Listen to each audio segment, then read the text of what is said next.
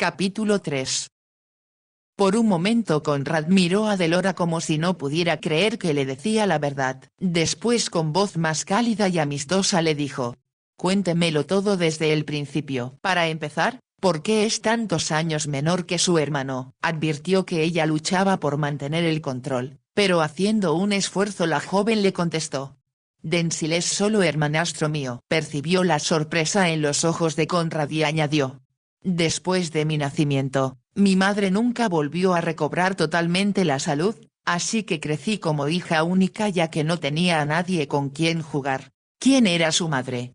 «Nació en los Estados Unidos y creo que papá se casó con ella porque era muy rica». Conrad volvió a sorprenderse y ella se apresuró a añadir: «Nunca conocí a mi familia estadounidense, pero estoy segura de que se sintieron encantados de que mi madre se casara con alguien tan importante. Como era muy joven, no le permitieron opinar sobre el asunto». «Como a usted», señaló Conrad. «Igual que a mí». Y por eso. Se detuvo como si hubiera estado a punto de cometer una indiscreción. Tras una pausa Conrad dijo: «¿No le parece que en las actuales circunstancias debemos hablarnos con toda franqueza? Deseo conocer la situación exacta en que se encuentra y como soy de su familia no será desleal que me diga lo que piensa y siente. Deseo hacerlo». «Cuando leí en los periódicos que usted se negaba de manera terminante a utilizar en sus barcos la cruel disciplina que imponen otros capitanes, supe que era capaz de comprender el sufrimiento ajeno.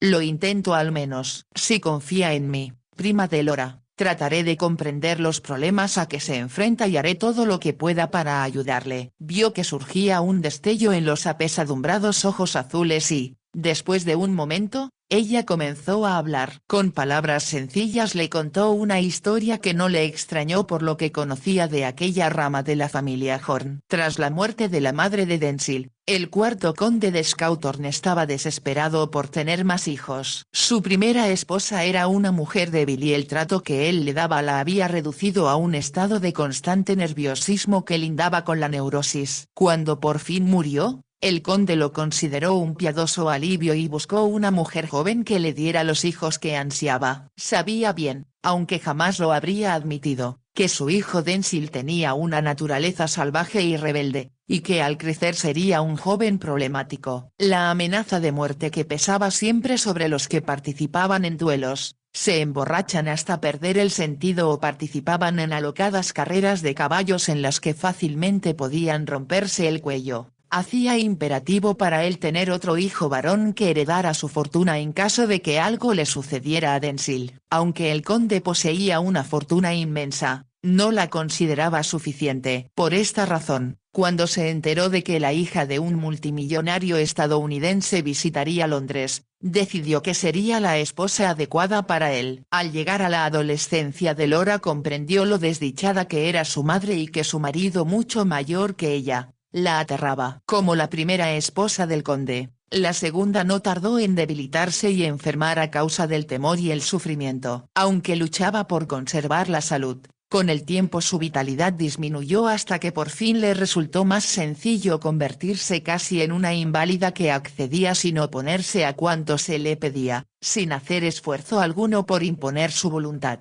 «Mi madre era muy inteligente», le contó Delora a Horn. «Había recibido una excelente educación y leía mucho. Pero cada vez que expresaba una opinión, o bien la ignoraban o le decían que era una tonta, hasta que acabó por no hablar casi con nadie, excepto conmigo». Con voz trémula añadió: «Creo que la hice feliz. Solíamos reír y charlar desde que tuve edad para razonar. Pero si mi padre entraba en la habitación, mamá se recostaba en las almohadas y cerraba los ojos como si no soportara verle». Como era más joven y fuerte que su predecesora, la segunda esposa tardó más tiempo en morir. Para entonces Delora ya era huérfana de padre y su hermanastro se había convertido en el quinto conde. «Denzil pasaba tanto tiempo ausente divirtiéndose en Londres que no me di cuenta de cómo era hasta que, poco después de la muerte de nuestro padre, volvió a casa con un grupo de amigos». Conrad observó que se estremecía al recordarlo. Él conocía bien el tipo de gente inmoral y escandalosa con que se relacionaba su primo Denzil, así que no había necesidad de que Delora se explayara sobre lo sucedido. Por fortuna, ella aún seguía en la sala de clases, pero se dio cuenta de lo que ocurría en la casa y también de los suspiros de alivio que exhalaron los sirvientes cuando el nuevo conde y sus huéspedes volvieron a Londres. Pronto regresó solo y furioso contra Delora, que no tardó en enterarse de la razón. En vida la madre de la joven recibía una cuantiosa renta que por ley estaba a disposición de su esposo sin que ella pudiera disponer de nada. Sin embargo el capital era administrado por los fideicomisarios de la fortuna de su padre en los Estados Unidos, los cuales, cuando ella murió, informaron con toda claridad que si bien estaban dispuestos a asignarle a Delora una pensión más que suficiente para cubrir sus necesidades no entregarían ninguna suma grande de dinero más que a su marido cuando se casara. Supongo que comprenderá, le dijo Delora a Conrad con voz queda, que en cuanto Denzil lo supo decidió que debía casarme. Tras un ligero titubeo agregó. Me dijo con toda franqueza que su intención era que me casara con un hombre que compartiera mi fortuna con él. Conrad apretó los labios. Siempre había detestado a su primo Denzil por lo que sabía de él, pero aún así le parecía inconcebible, por bribón que fuera, que hubiese escogido a un hombre con la reputación de Lord Gramel como marido de una muchacha tan joven y sin duda sensible e inexperta como Delora. Ella agregó. Cuando Denzil me escribió para decirme que debía ir enseguida a Antigua para casarme con Lord Gramel, no creía que tuviera que obedecerle. ¿Qué hizo usted? Le contesté que no deseaba casarme con alguien a quien no conocía, pues pensaba que mi matrimonio podía esperar hasta que la guerra terminase y él regresara a Inglaterra. Muy sensato de su parte. ¿Qué le respondió? Me mandó a un caballero del Ministerio de Asuntos Exteriores para que me dijera que como Lord Gramel era gobernador de Antigua y Denzil mi tutor yo no tenía más alternativa que acceder a los planes trazados para mí. También me entregó una carta de mi hermanastro, que decía, que si no hacía lo que se me ordenaba, cerraría la casa y me echaría a la calle. Eran sus palabras textuales. Decía también que tenía autoridad para evitar que los administradores de la fortuna de mi abuelo me enviaran dinero y que todos los sirvientes que me atendían, mi institutriz, mi doncella y mis maestros, quedarían en la calle igual que yo y sin un centavo. Casi no puedo creerlo. Es inconcebible que un hombre se atreva a hacer algo tan ruin. ¿Se da cuenta? ¿Cómo podía yo permitir que la pobre señora Meluís y Abigail, mi doncella, muriesen de hambre? Además todos mis sirvientes son ancianos y no podrían encontrar otro empleo. Delora hizo un ademán de impotencia con las manos. Por eso tuve que acceder a efectuar este viaje. Ahora lo comprendo todo, murmuró Conrad. Pero no tengo idea de cómo ayudarla a escapar del destino que la espera. Su prima le observaba con la expresión de un niño convencido de que alguien mayor es capaz de resolverlo todo. Por su parte él pensaba abatido que no era así, ya que no encontraba la forma de salvarla de la situación en que se encontraba. Me alegro de que me lo haya contado todo, prima Delora, y le prometo que haré todo lo que esté a mi alcance para encontrar la forma de ayudarle. Le sonrió al añadir. Al menos tenemos 24 días por delante, que fue el tiempo que le costó a Lord Nelson llegar a las Indias Occidentales, para pensar en algo, y estoy casi seguro de que alguno de los dos encontrará una respuesta durante ese lapso. Tal vez usted pueda. Rogaré porque así sea, porque yo he cavilado mucho, pero en lo que termino siempre es recordando a los desagradables amigos de Denzil y que el hombre que me llevó la carta me dijo que Lord Gramel tiene 66 años. Eso calculaba yo, comentó Conrad con voz dura. ¿Qué sabe de él? En este momento no vale la pena que se lo repita. Delora no dijo nada. Tenía la vista baja fija en sus manos y él tuvo la sensación de que con su silencio ocultaba algo. ¿Por qué no me dice lo que sabe usted de Lord Gramel? Cuando Denzil me escribió por primera vez, antes de responderle negativamente, le pregunté a Lord Rowell, a quien visité en Kent, qué opinaba de él, aunque sin explicarle por qué deseaba saberlo. ¿Y qué le dijo? Me contestó, por Dios niña, ¿por qué te interesa saber algo acerca de ese hombre abominable? Es un ser disoluto a quien no le permitiría poner un pie en mi casa y, por supuesto, mucho menos que conociera a mi esposa ni a ninguno de mis hijos. ¿No le pidió ayuda?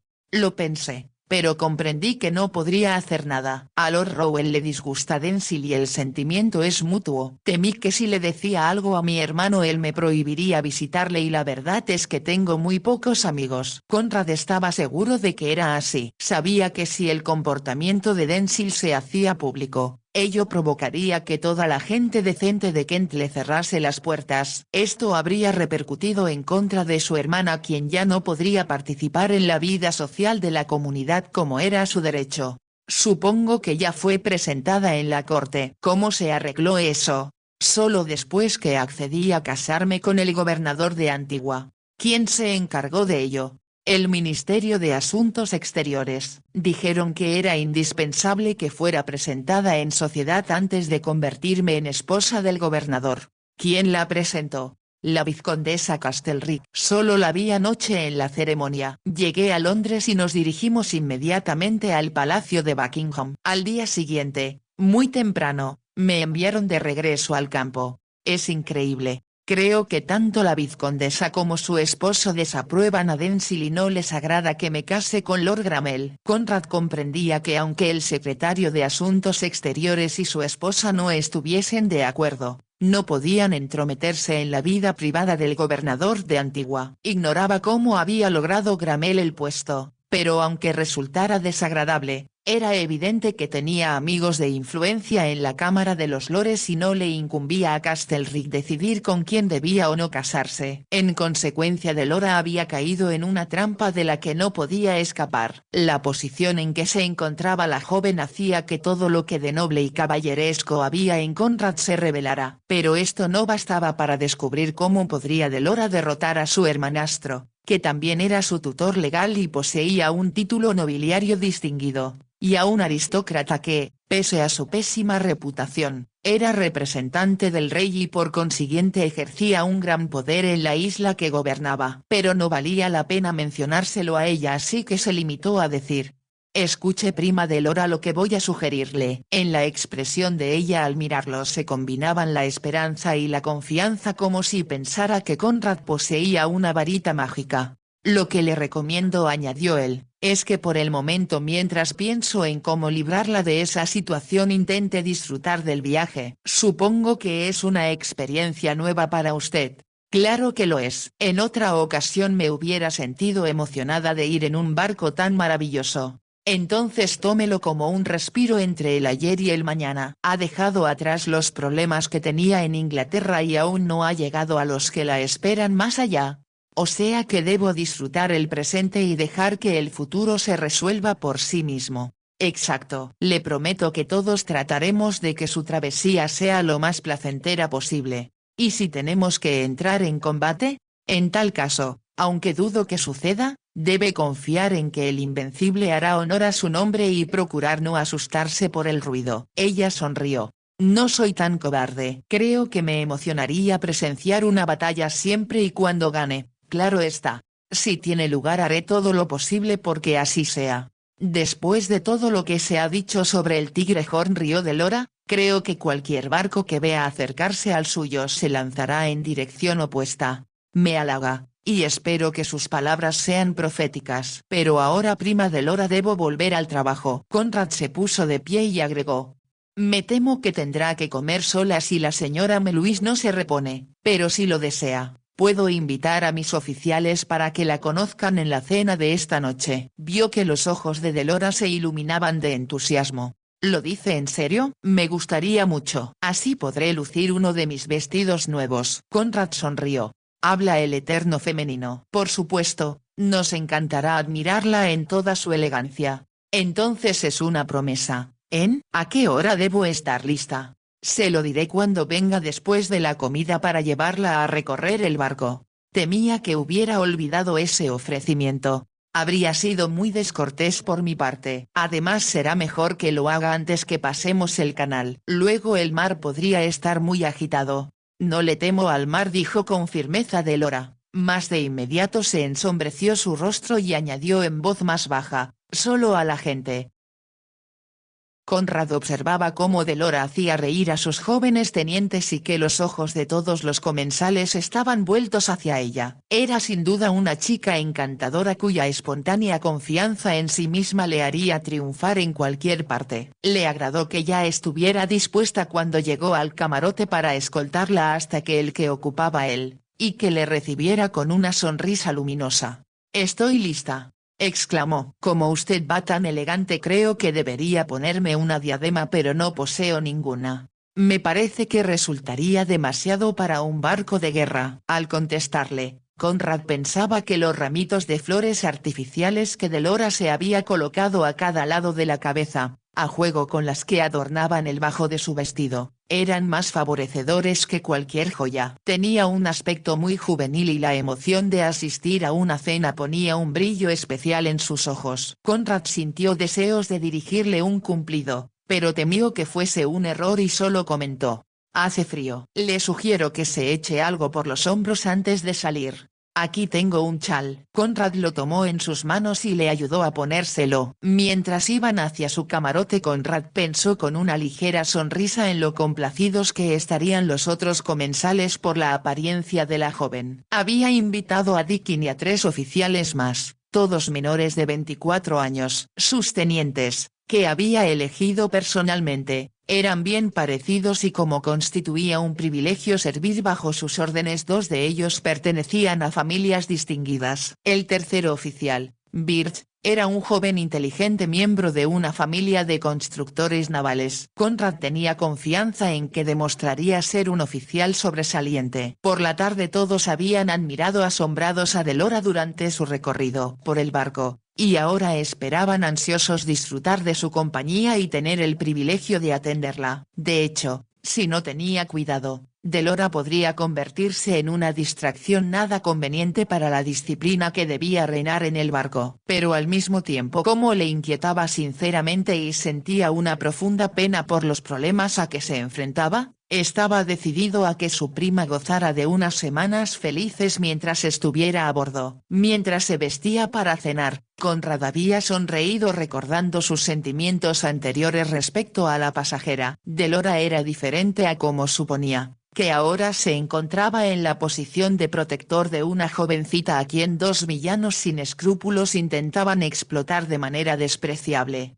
«¿Pero qué diablos puedo hacer yo?», se preguntó en voz alta, lo que provocó un sobresalto en Barnett que le ayudaba a vestirse. Volvió a hacerse la misma pregunta durante la cena, mas terminó uniendo su risa a la de los demás oficiales por algo que había dicho Delora. Ella no intentaba ser graciosa ni mostrarse astuta o sagaz. Era espontánea y como decía cuanto le venía a la cabeza todos la encontraban divertida y encantadora. «Leí en el periódico Primo». Conrad se dirigió a él, «que usted suele animar a sus hombres a que toquen instrumentos musicales, canten y bailen incluso. Es algo que me gustaría mucho ver. Temo que tendrá que esperar hasta que descubramos los talentos que tenemos a bordo. Siempre he opinado que es bueno que los hombres toquen y canten, en especial cuando las cosas van mal, o cuando tienen hambre», señaló uno de los oficiales que había estado con él en la fragata Tigre. Uno de los problemas de todo capitán era encontrar la manera de alimentar a sus hombres cuando pasaban tanto tiempo en el mar que no podían renovar sus provisiones. En cuanto a la disciplina, Conrad se había jurado a sí mismo que durante el tiempo que Delora estuviera a bordo del Invencible, no se azotaría a ningún hombre. Aunque a veces era una medida inevitable, él siempre hacía lo posible por evitarla en todos los barcos que comandaba. Estaba convencido de que surtía poco efecto, pero también se preguntaba cómo una persona tan exquisita e inocente como Delora podría convivir durante semanas en un barco lleno de hombres de todos los tipos, sin sentirse a veces escandalizada y molesta por las cosas que oyese o viese. Deseaba protegerla y asegurarse de que ninguna de las facetas desagradables de la vida en el mar llegaran a su conocimiento, pero no tenía idea de cómo lograrlo. Cuando terminó la cena, como los jóvenes oficiales debían iniciar sus tareas a las 4 de la mañana, Conrad se levantó de la mesa para acompañar a Delora a su camarote. Por el pasillo ella comentó: «Ha sido la velada más agradable que he pasado en mi vida». «Gracias primo Conrad por ser tan amable conmigo. Yo también he disfrutado mucho, pero no puedo prometerle que se repetirá todas las noches ya que mis oficiales y yo tenemos mucho trabajo. Lo comprendo y trataré de no convertirme en una molestia, pero por favor, ¿vendrá a verme tanto como les sea posible? Conrad sospechó que temía pasar mucho tiempo sola, porque entonces le resultaría inevitable pensar en lo que le deparaba el futuro. Le prometo que vendré con tanta frecuencia como me sea posible, pero también espero que la señora Meluís se reponga pronto para que tenga usted con quien hablar. Lo dudo. No cesa de quejarse por el balanceo del barco incluso ahora que el mar está tranquilo. Conrad sonrió. Permítame que la felicite por haberse acostumbrado usted tan rápidamente. No todos son tan afortunados. Delora se mordió los labios. Oh, no era mi intención ser poco amable con la señora Meluís. Lo sé, y con toda sinceridad le aseguro que estoy encantado de tenerla a bordo. Aunque detestaba la idea cuando llegué. ¿Cómo lo supo? Lo adiviné por su voz y lo sentí cuando nos dimos la mano. Temí que continuáramos la riña familiar en mar abierto. Conrad se echó a reír. Como ve, eso es algo que no sucederá. Al abrir la puerta del camarote observó que Abigail, la doncella, esperaba a su señora. Delora le tendió la mano. Buenas noches primo Conrad. Y gracias, muchas gracias. Él notó que durante un momento los dedos de la joven se aferraban a los suyos. Después cuando se alejaban del camarote la oyó exclamar.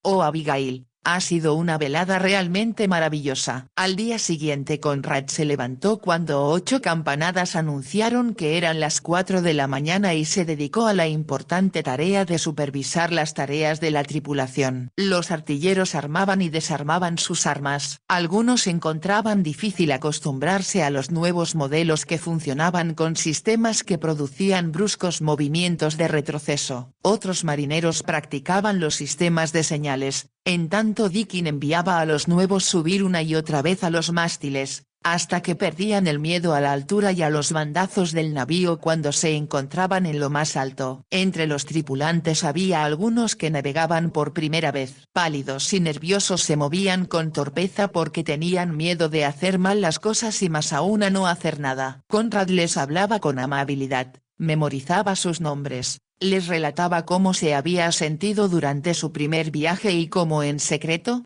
avergonzado de su debilidad sollozaba por las noches a solas hasta quedarse dormido sintiendo la nostalgia del hogar. Estuvo tan ocupado que hasta las 5 de la tarde no recordó a Delora y su promesa de ir a verla. La había visto pasear por cubierta desafiando al viento fuerte y frío. Era evidente que disfrutaba del clima aunque nadie más que ella lo hacía. Tenía la sensación de que le gustaría subir aún más, hasta el puente, donde él pasaba la mayor parte del tiempo. Pero como Delora era prudente, sabía que no debía subir a menos que fuera invitada. Conrad se dijo que lo haría en cuanto tuvieran mejor tiempo. Se dirigió al fin a su camarote y la encontró leyendo, arrellanada en el sofá. Al verle soltó el libro y se puso de pie. Ha venido. Cuánto me alegro. Temía que olvidara su promesa. He tenido demasiadas ocupaciones hasta este momento como para recordar nada que no fuera lo que tenía que hacer. Pero ahora está aquí. ¿Le apetece una taza de café?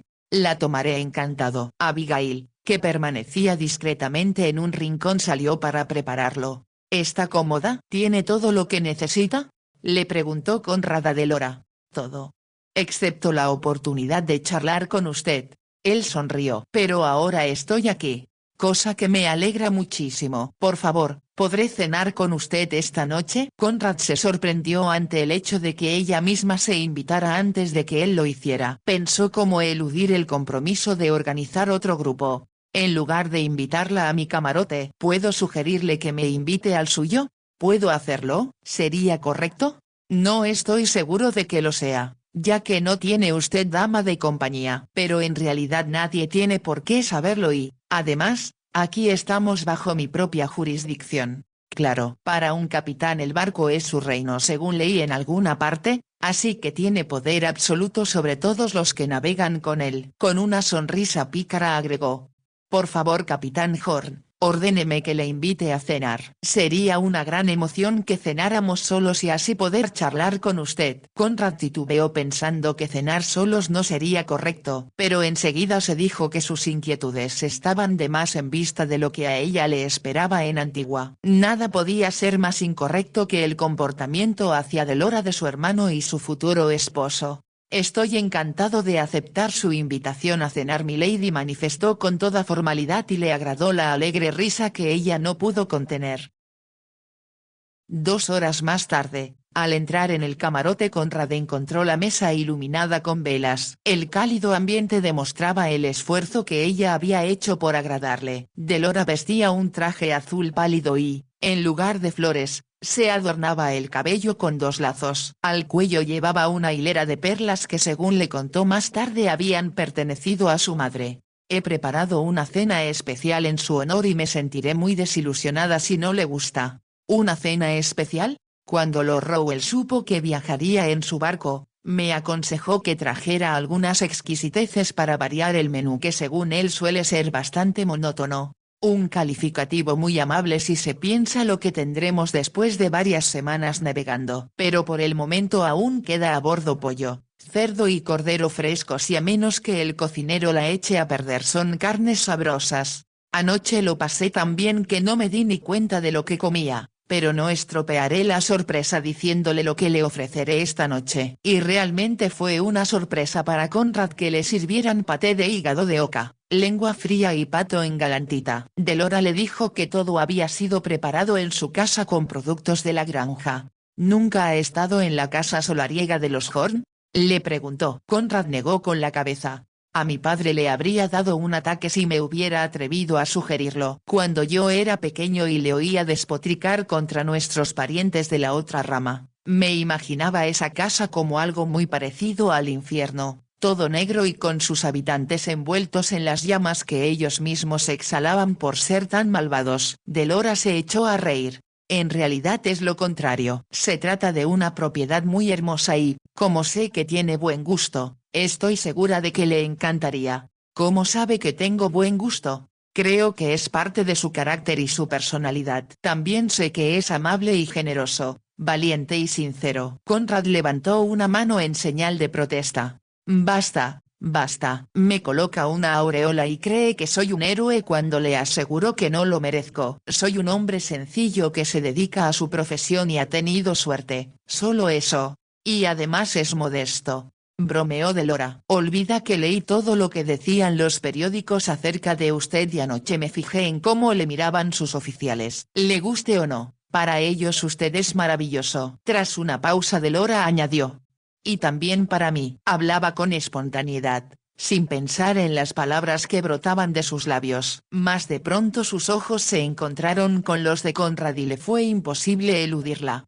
Él notó que se ruborizaba intensamente. Fue como contemplar el amanecer surgiendo en el horizonte y pensó que no podía existir ninguna otra mujer tan adorable y sencilla al mismo tiempo. Después percibió en el rostro de Delora una expresión a la que tuvo miedo de ponerle nombre. Se arrellanó en su asiento y dijo: «Gracias, prima Delora. Durante el tiempo que permanezcamos en el mar, debería buscar algún entretenimiento, como la pintura por ejemplo, a menos que prefiera coser. Lo que en realidad deseo hacer es pasear por el barco y observar cómo trabajan sus marineros. Hoy no me he atrevido a salir de la cubierta en que está mi camarote, pero anhelaba reunirme con usted en lo que creo que llaman el puente de mando. Para eso debe esperar una invitación del capitán. ¿Y me invitará? Esa cuestión queda pendiente. Debe comprender que en un barco de guerra no queda tiempo para frivolidades». Deliberadamente Conrad hizo que su voz sonara seca.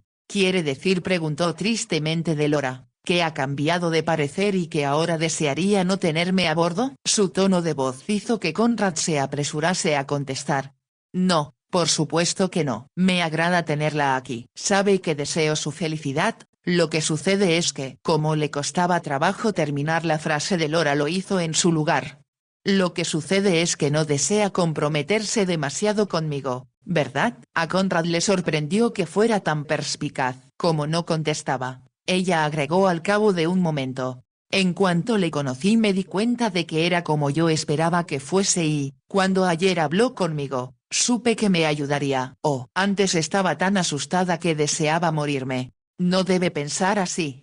No puedo evitarlo. Pero usted dijo que olvidara lo que me esperaba porque deseaba que fuera feliz durante este tiempo entre el ayer y el mañana. Por supuesto. Eso es lo que deseo, confirmó Conrad sintiéndose acorralado. Pero al mismo tiempo por su bien debo ser sensato. Con eso quiere decir que no debe comprometerse. No exactamente, objetó él. Solo trato de hacer lo que me parece mejor para usted. Lo que en realidad trataba de decir era que a pesar de lo que sucediera, aquella criatura no debía depender demasiado de él ya que inevitablemente, cuando llegara el momento, se vería obligado a fallarle. Y lo que era más importante, en ninguna circunstancia debía enamorarse de él. No creía que tal cosa fuera probable, ya que no solo era demasiado joven en edad sino en todos los sentidos. Pero tenía experiencia como para haberse percatado de que, debido a su físico, su fama y lo difícil que resultaba que entregara el corazón, con frecuencia las mujeres se sentían fuertemente atraídas hacia él en cuanto le veían. Hasta que conoció a Nadine, a quien le era más o menos fiel porque llenaba una necesidad en su vida que todo marinero reconocía. Un gran número de mujeres lo habían asediado, y aunque solían utilizar todas las artimañas y trucos femeninos para colocarlo en la posición del que suplica, siempre había logrado volver al juego en contra de ellas. Permanecía pues con el corazón entero y hasta cierto punto sin ningún compromiso. Aceptaba los favores que le ofrecían, pero aquellas mujeres no significaban nada serio para él. Eran tan deliciosas como las flores que adornaban la mesa durante la cena, pero al igual que ellas al amanecer del día siguiente comenzaban a marchitarse. Todos sus amoríos los había tenido con mujeres capaces de cuidarse a sí mismas y sabedoras de que jugando con fuego podían quemarse. Delora era diferente, tanto que a Conrad le hubiese gustado poder seguir pensando en ella como cuando la vio por primera vez. Se daba cuenta de que la mente despierta de la joven no tenía nada de infantil y que los sentimientos despertaban en ella como una rosa que comienza a abrirse. Solo faltaba el amor para convertirla en mujer. Y de pronto, su mente fue invadida por la idea de que nada podría ser más emocionante y arrebatador que hacerle comprender lo que significaba este sentimiento. Mas casi enseguida escandalizado se dijo que tal cosa no debía suceder nunca. Sería algo incalificable desde todos los puntos de vista abusar de la confianza que Delora había depositado en él. Además, estaba comprometida en matrimonio y no era cuestión suya juzgar el carácter y el comportamiento de quien iba a ser su marido. Pero al pensarlo sintió una violenta rebeldía ante la idea de que un ser tan exquisito y puro como Delora fuese mancillado por aquel monstruo de Gramel. Recordando que la última vez que lo había visto, el gobernador vociferaba obscenidades que harían avergonzarse al marinero más curtido, Conrad apretó los puños como si estuviera dispuesto a golpear a aquel individuo hasta matarlo, pues no solo desprestigiaba su apellido, sino incluso la clase social a que pertenecía. De pronto una pregunta formulada por Delora le sobresaltó, ya que no podía imaginar que ella fuese capaz de leerle el pensamiento.